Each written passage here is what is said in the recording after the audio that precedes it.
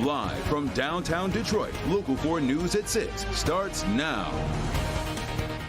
Allegations of racial profiling at a local bank. The plaintiff asking why they wouldn't cash her settlement check, but had no problem doing it for a customer with a different skin color. Thanks for being with us here for the news at 6 o'clock. I'm Kimberly Gill. I'm Devin Skillian. The woman at the center of this lawsuit says she tried 4 times, in fact, to cash a legitimate check until eventually it was confiscated. Before suing the bank, her attorney decided to try and test whether racial discrimination was at play. Victor Williams picks up this story from the Comerica Bank branch at the corner of Adams and Walton in Rochester Hills.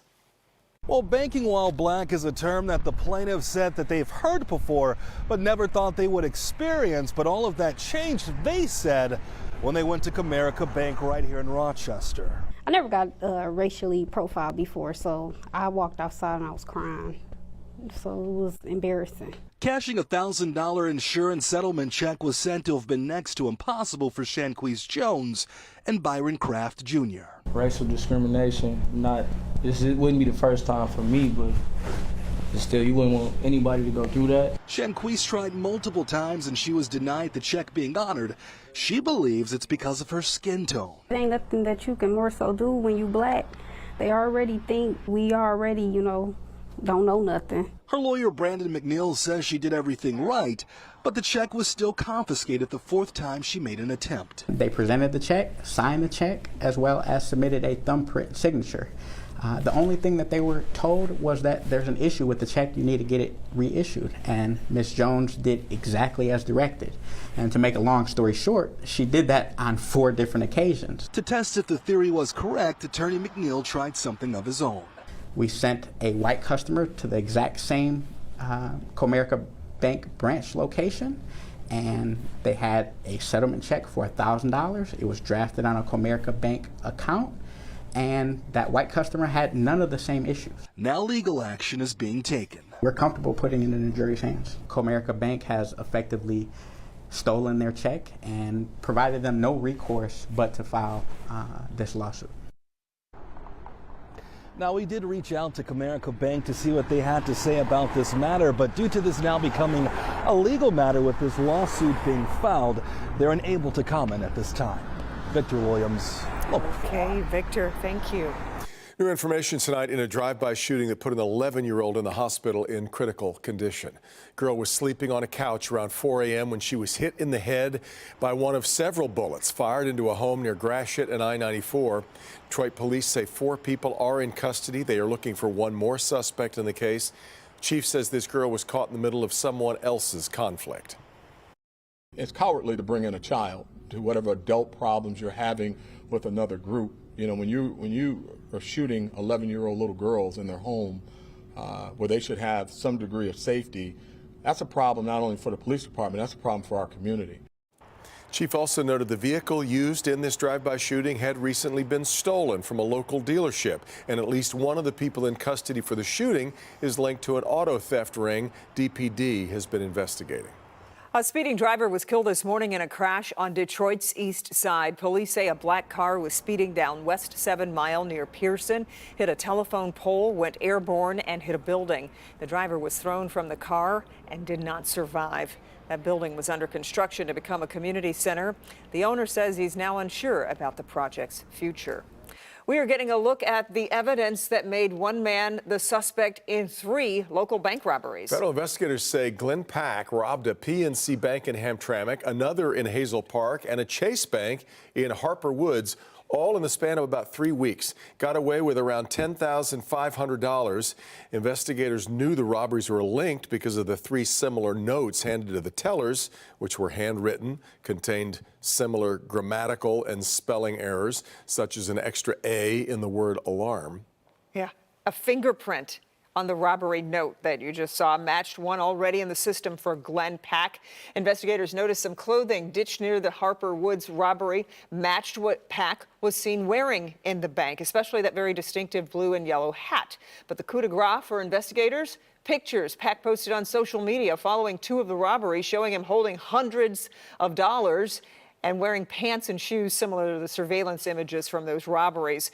We go much more in depth on this over at clickondetroit.com. Just scan the QR code right there at the bottom of your screen, and it'll take you right to that story. Dearborn Mayor Abdullah Hammoud making national news tonight with an op-ed in the New York Times. The headline reads, "I'm the mayor of Dearborn, Michigan, and my city feels betrayed." Mayor Hammoud tells Christy McDonald why he wrote about his decision to mark uncommitted on his presidential primary ballot.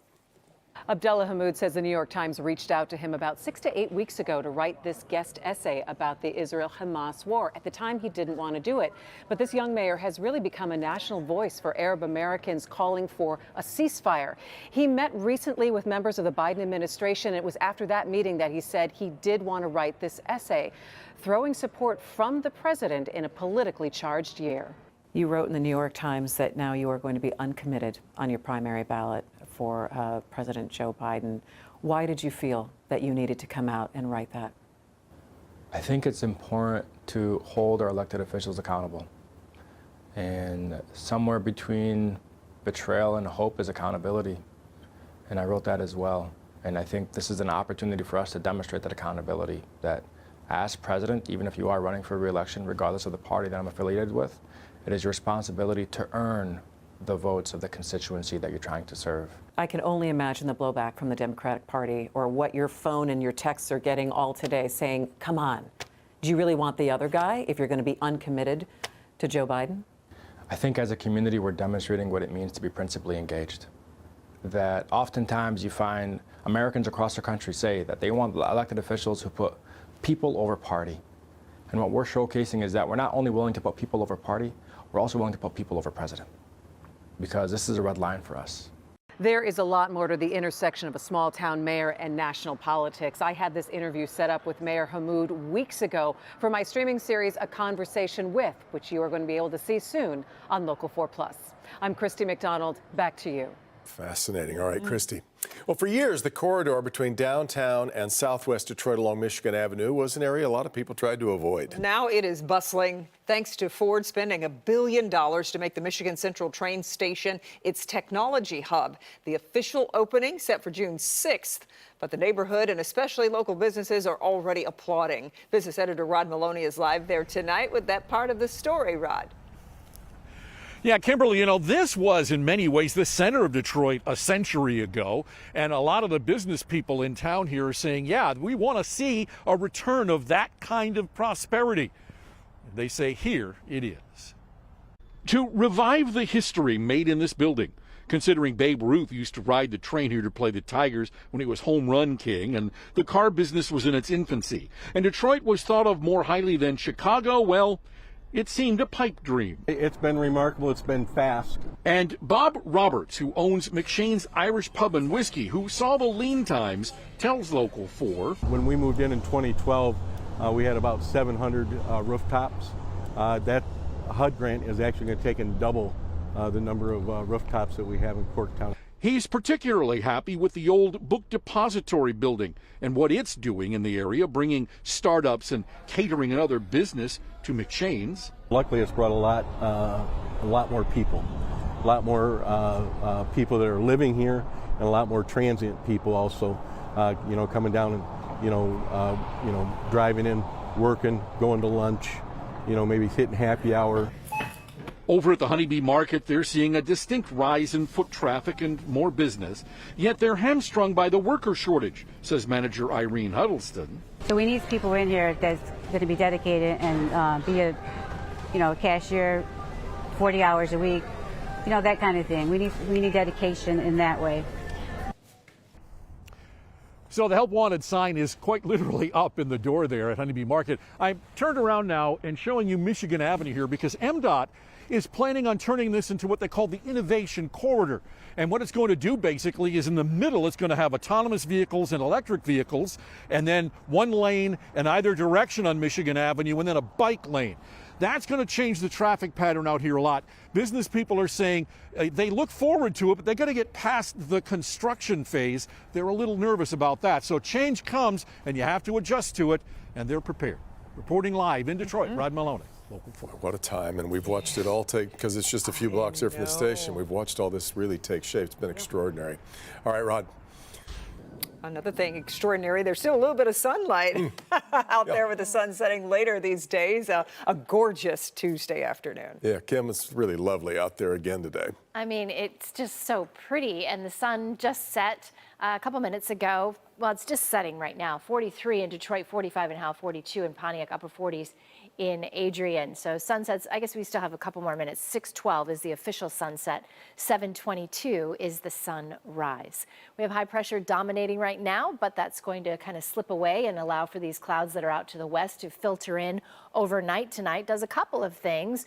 One of which will get a little bit of cloudiness for the morning hours, but we'll also keep our temperatures in the low 30s with that blanket of clouds. 45 right now at the city airport, 42 in Pontiac, also in Ann Arbor, mid-40s in Howell.